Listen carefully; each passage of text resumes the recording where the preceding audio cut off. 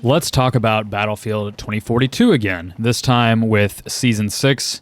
Hey guys, I'm HotSauceZee. I know it's been a little bit since I've made a video, but I've been playing a lot more Battlefield 2042 lately since the launch of Season 6, and I figured it was about time that we made a little video and kind of talked about some of it. I've kind of missed doing these, so I figured why not? Let's just throw something together. So Battlefield 2042 got pretty stale in Season 5. That was a lackluster season. There wasn't much going on. But honestly, like, the changes that they brought with Season 6, like, a lot of it has been really, like, good stuff, really worthwhile. And it was actually just, like, a decent update. Update 6 was, like, really good. They finally brought, like, changes to vehicles and, like, their handling, which is, I think, improved that for vehicle players. I'm not a vehicle player myself, but I've seen some praise for those changes on vehicles in this game. And then they also finally put the recoil fix in the game that Baranox and Enders pointed out like forever ago. I think like a year ago at this point. They finally implemented a change to kind of fix that. And I do think that's helped the gunplay in this game feel just a little bit better, which is great. So, I mean, you have stuff like that going on behind the scenes, and then we get a new map. We didn't get a new specialist this season, but we did get a new map in Redacted, and it's pretty much like an Operation Metro Locker, Operation Underground, kind of meat grinder, narrow sort of 3-lane kind of map. It is, Redacted is kind of like it really is essentially like sort of the epitome of like a 3-lane map, and then there's like the fourth kind of like little underground tunnel flank route thing. There's actually like a ton of flanks that are available in this map. Mainly the tunnel. If you can get in that, you can definitely wrap back around some enemy teams and pull off some good flanks. But I've really been enjoying playing on Redacted. Typically, whenever DICE does these new seasons and I, jump into the new map and they have like the 24/7 playlist, I get burnt out on it and I get tired of playing the new map exclusively, and that just really actually hasn't happened too much with Redacted, or it's like just now starting to happen finally a week later, and I've been playing a lot more lately. Redacted is a lot of fun. To me, it feels like it plays like Tactical Conquest from BF5, or it just feels kind of like a Battlefield map again, and that just makes it a much more enjoyable experience. Like, Redacted is so much better than Manifest or Discarded or Hourglass. Like, it's just a better map. And I'm not even saying that. I actually don't even typically like meat grinders, but I've actually really enjoyed playing on Redacted. I like it a lot more than I liked Operation Underground in BF5, or than I liked Lockers in BF4. So that's sort of interesting to me that I do enjoy it as much as I do. I've been playing some of the better Battlefield 2042, I think, that I've ever played on this map. So that's sort of a testament to kind of like how it plays. It's definitely a better map on Conquest than it was in Breakthrough. Breakthrough was pretty terrible.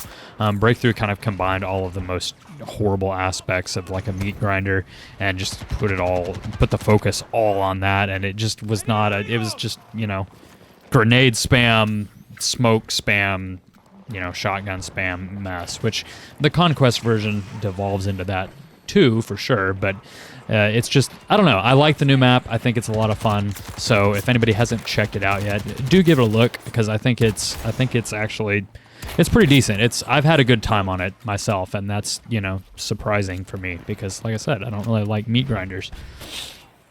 On top of the new map, like I said, we don't get a new specialist or anything. They did put in like a new little flying car, a little, I don't know, it looks like a drone, but an ATV. It's like an ATV drone that you drive around. I don't know, I haven't messed with that yet. I actually just unlocked it last night. But they put that in for vehicles, and then we get a couple new guns. We've got a new assault rifle, a new marksman rifle, and a new pistol for this season. The new guns are pretty broken strong. It's like, I don't remember what the name of the assault rifle is, the VHX D3 or something. That gun, I've been using that gun like exclusively since I've unlocked it. It's crazy good. It kind of rivals the SCAR. It's just stupid good. And the marksman rifle, the DMR that they put in, I, again, don't know the names, but that new marksman rifle is crazy good. It's luckily kind of further in the battle pass, so not a lot of people have it yet, but it is insane how fast it takes people out. And I actually haven't seen the new pistol yet. I'm sure I'll give it a shot once I unlock it or whatever, but new guns have been pretty good. So speaking of like all of that sort of unlocking stuff, I want to talk about the battle pass grind. The battle pass has been, they did something funky with the sort of the points you earn or whatever for the battle pass in the start of this season, and it was like lower, I think, than people were anticipating, and then people were expecting, and that people were used to. Each node you completed on one of those battle pass missions was only giving you like 3 battle pass node point things. So it made the battle pass like really grindy, and you don't get the new assault rifle until you get to level 20 in the battle pass. So like the first week, not a lot of people had it unless they did that. They used their boins on the accelerator unlock thing, which was good because it is a really strong gun.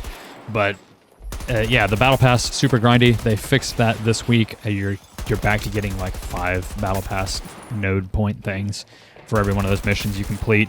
It was looking like the battle pass is going to take a while to grind out, sort of like almost in a, you know, we want to stretch this and make it last as long as we can kind of way. But it was making it like unlocking at that rate was going to make it almost like impossible for the casual person that just kind of hops on weekends or for an hour or so in the evening. Like it wasn't going to be possible for those people to finish the battle pass at that rate that they had it set. So I'm glad that they've kind of come in and fixed that. One thing I actually forgot to mention, I meant to talk about this when I was talking about weapons. The shotguns are nuts right now. That just kind of comes with the territory. I think we were expecting that with a lockers style map, close quarters. But right now the MCS 880 is absolutely insane with the range that you can take somebody out with one shot. It's getting pretty toxic out there. If you haven't played yet, get ready to die to the stupid MCS as more than you can even fathom, because everybody is running it, and it does sort of detract from the experience of the new map, because there's just so many shotguns, and you know, it's just painful when you go and you rip off like a nice flank. You're getting a couple guys, and then some guy like is just sitting in a corner with a one-shot shotgun that takes you out at like 25 meters, and he just like ends the whole flank. It's frustrating, you know. It's rewarding, very low skill gameplay, but it is what it is. Like I think expected that with a locker style map, but. Anyways, moving on. I already talked about recoil fix. What else do I have in my notes here? The servers seem pretty janky, I think. They've had there's been some issues, like server side, and there's still some bugs and stuff going on. Certain people are getting like black screens once they end rounds, and you've got to just like restart the game. That's kind of a pain. We've got some issues with things not loading on the menus in the game. That needs to be worked through, obviously. And I just think the netcode seems really bad. The sync seems really bad. Dying behind cover, once you're like running behind cover or running behind a wall, behind a corner, there's a lot of deaths like on your side where it's like, okay, I already cleared the wall, but I guess on their side I hadn't, or whatever. So that's sort of detracting from the experience as well. It's the issues that's been in the game for a while. It just seems like they cannot get everything to sync up very well in this game. But Amazon Prime has hinted at some more seasons for this game. At least they're going to give us some more cosmetics through the next several months, almost indicating like 3 or 4 more seasons on Amazon Prime. They kind of like put up like a coming soon kind of thing for their purple cosmetics that nobody's gonna wear because they're kind of lame.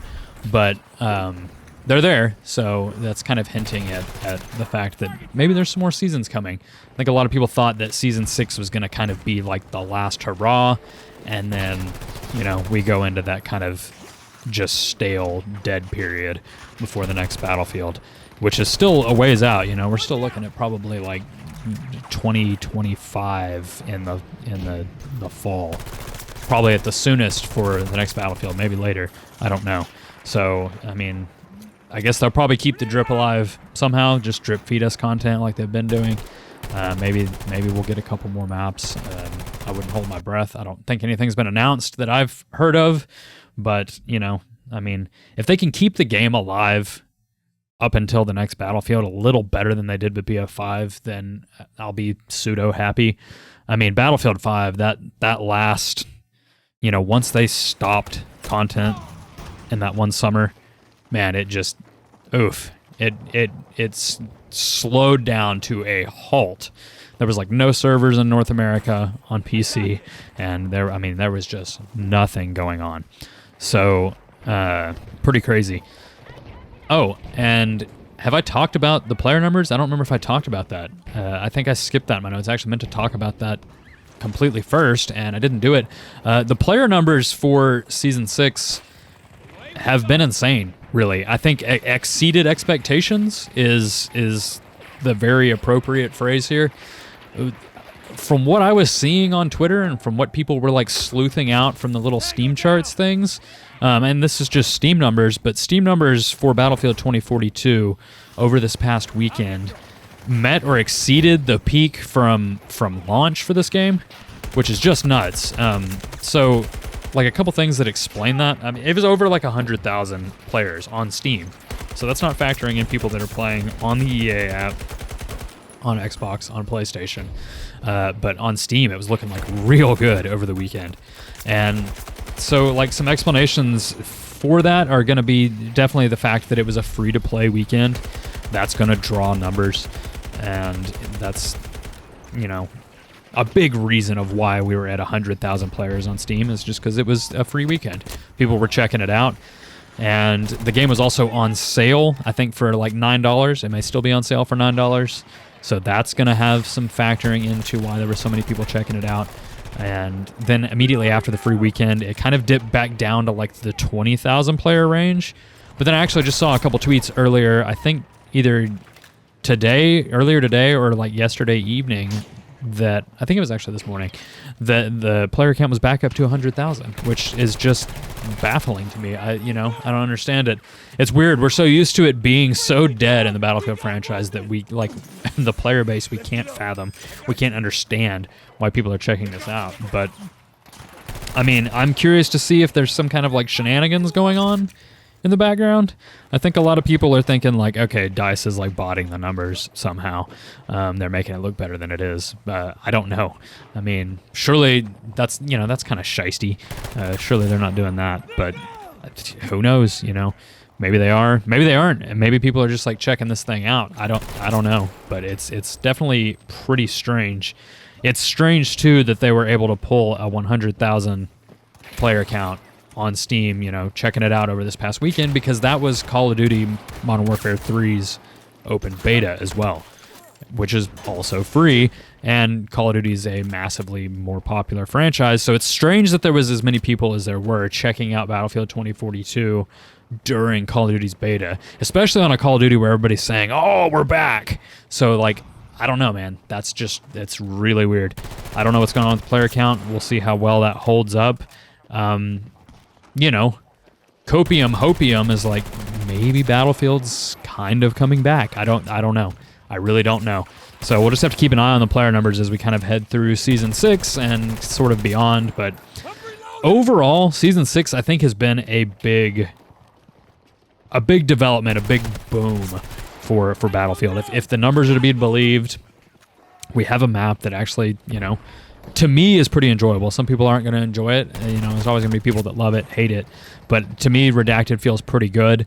I would definitely prefer to play a playlist with just like a Redacted and Spearhead 24/7. That would be fine with me. It's like the best maps in the game. But I don't know.